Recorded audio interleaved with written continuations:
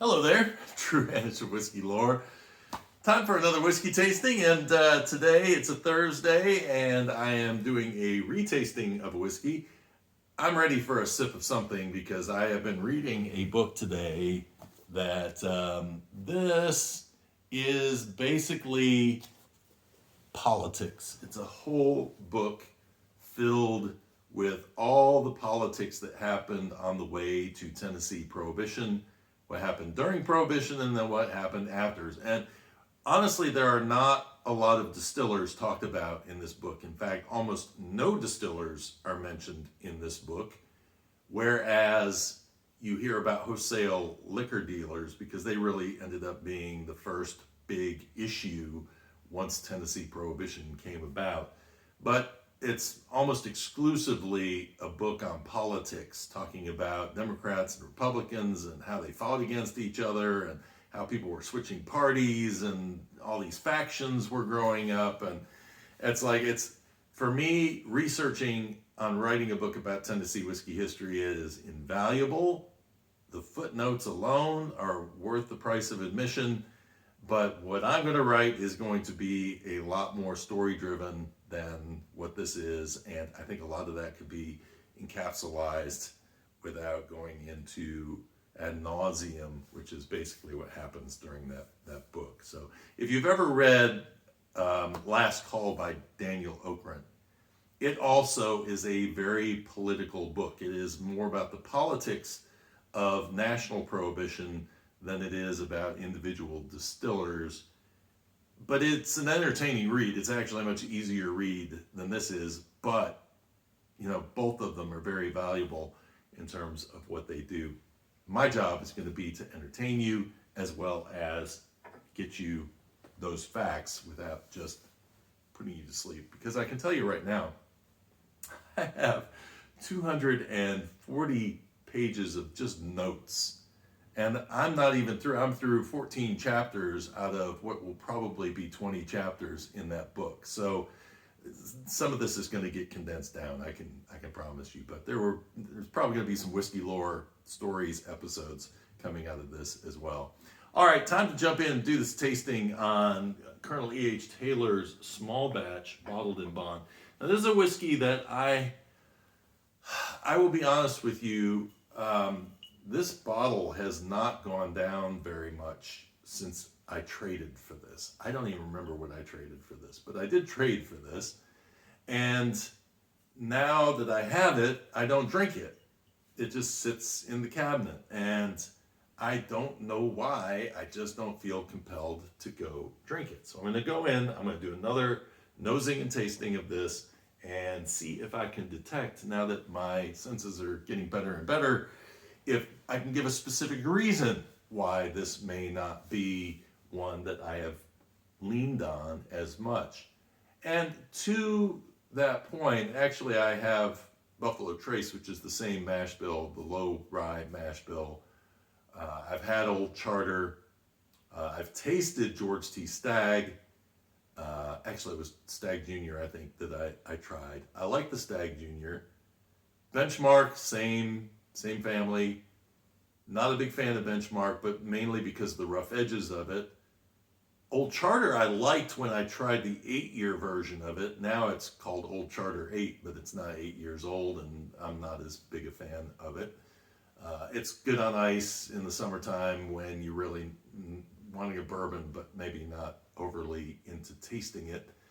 And then you have Buffalo Trace, of course, and Eagle Rare. And to me, the Eagle Rare is where I think it starts getting a little too oaky for me.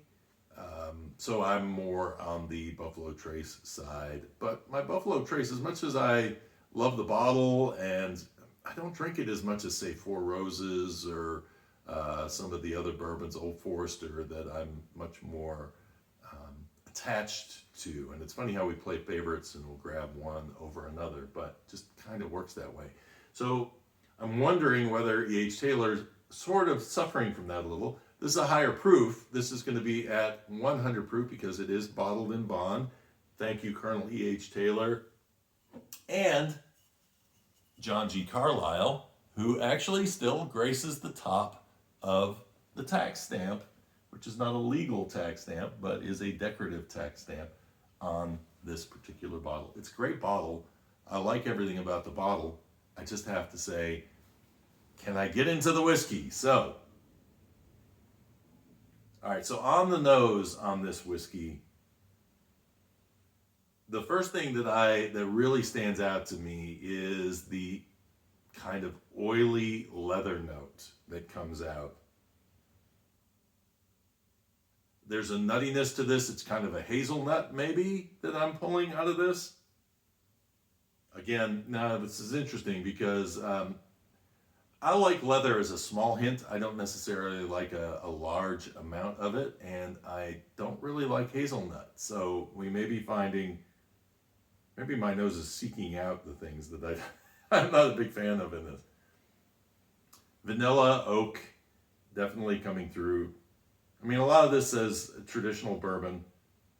It also actually does have a bit of an alcohol tinge on the nose, which makes you think that it's bottled in bond. It's got to be 4 years old, but there are parts of this that make me think it's older, and there are parts of this that make me think it's younger.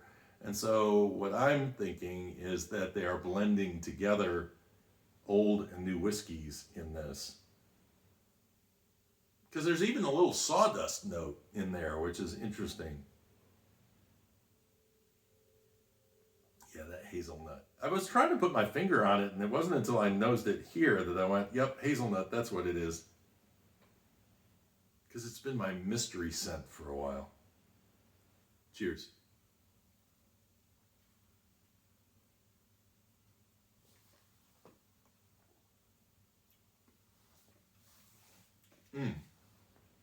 I'm actually getting tobacco, a little of that leather note, if I can talk, a little licorice actually coming in there, and then it goes to pepper. It has a fairly aggressive pepper to it. For being a low rye, it's interesting how aggressive that is. I'm left with what seems like a bit of a fruit note, but I can't really put my finger on what that fruit note is. I don't know. I want to say it's almost a tropical kind of a note in there. Interesting. One more sip on it.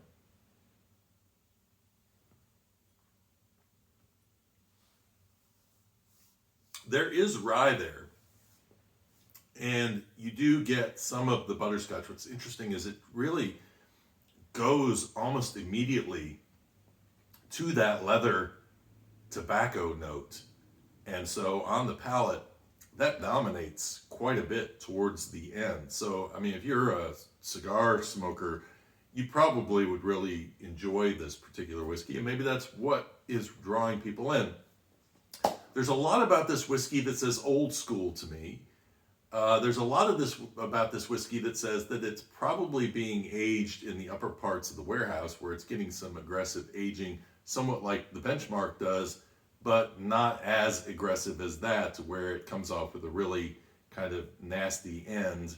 This, I think, more comes off with, again, that age coming in. So maybe the mixing of barrels, however it is, I don't know, it's kind of confusing. It has a lot of different personalities going on in it. There's nothing that I am in love with it. I mean, because it's not hitting notes that I tend to like. If you like leather, tobacco, if you like the oakiness, this tends to have a lot of that. And then, like I say, a little youth on the nose. But yeah, I don't know, it's interesting. I think the reason why I'm not a big fan of it is because, again, it has a lot of notes that I'm not necessarily a fan of. And this is where I always like to say, take these reviews with a grain of salt, because if the flavors I'm talking about hit it for you, then you're probably going to like this whiskey.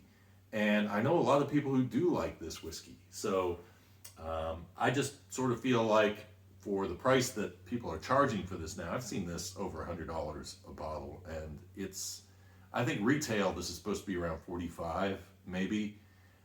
I would, again, buy Buffalo Trace before I bought this. It'd be interesting to taste Buffalo Trace at 100 proof and see what it's like at that higher proof. But to me, it comes in just right. It's got the right balance to it. Whereas this, again, is going to be like the Eagle Rare, that it gets a little bit more on the heavy side with some youthful notes. Very interesting. Anyway, don't know if this bottle is ever going to get finished. I hate to use it as a mixer. It's one of those whiskeys that I know people try to seek out, but I'm just not won over by it. So I guess it's going to be a slow crawl for me on this bottle, but that means I get to keep the decoration around a little bit longer. What do you think of Colonel E.H. Taylor Small Batch Bottled in Bond, or any of the other in Mashbill one? Is there one that stands out for you? Where do you stand in terms of those whiskeys in that category or in that mash bill that you are a fan of? I am Drew Hanisch. Hope you enjoyed this, and if you subscribe, you'll get to see more of these, so that's always a good thing. Give me a like if you enjoyed the video. Comments below, love them, and until next time, cheers and Slainte.